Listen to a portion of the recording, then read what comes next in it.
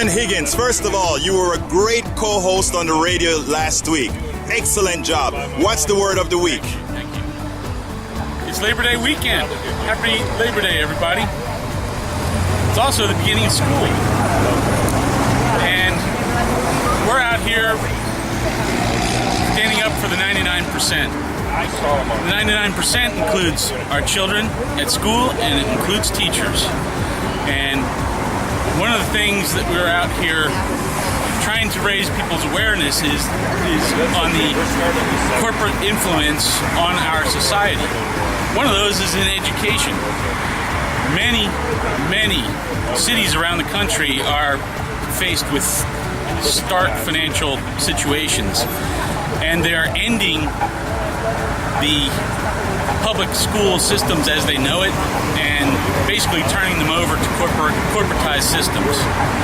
And I would like to see our country continue a universal public school system where everyone is entitled to a public school education. And I'd like to see us fully fund our public educational system. I'd like to see us have low class sizes, and I'd like to see us treat our teachers as professionals. Teachers get paid 12% lower than people with similar education, and I think we deserve it to them. We entrust them every day during the school year for 8 hours to teach our kids. They're certainly, if we entrust them to take care of our kids and teach them for 8 hours a day, they certainly are worth an additional 12%. Dr. Tice, what's your word of the week? Well, we just finished up with the Republican convention. I wanted to point out a couple inaccuracies. One, on the cover of Rolling Stone this week, we have a story that Mitt Romney, in order to save Bain Capital, took a federal government bailout from the Federal Reserve that ended up costing taxpayers $10 million, more than the taxes he's paid on the 2 returns he bothered to release. My guess is more than he paid on all those years that he won't release.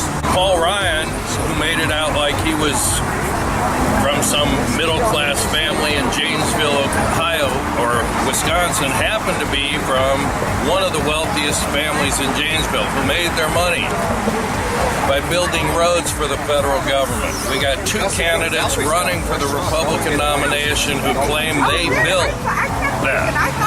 That their success comes solely from their hard work. They are 2 of the biggest hypocrites in American politics today, and I urge everybody to think twice before voting for those guys. It's absolutely a disgrace. Thank you very much, Dr. Tice.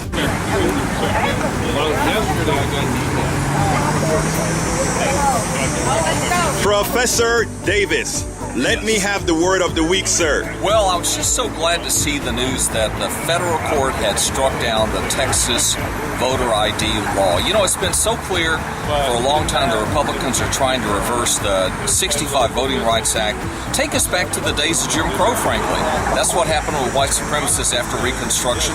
Black men had the right to vote under the 15th Amendment. They found cynical ways, literacy tests, poll taxes, and the like, to strip them the right to vote, seemingly in a constitutional way.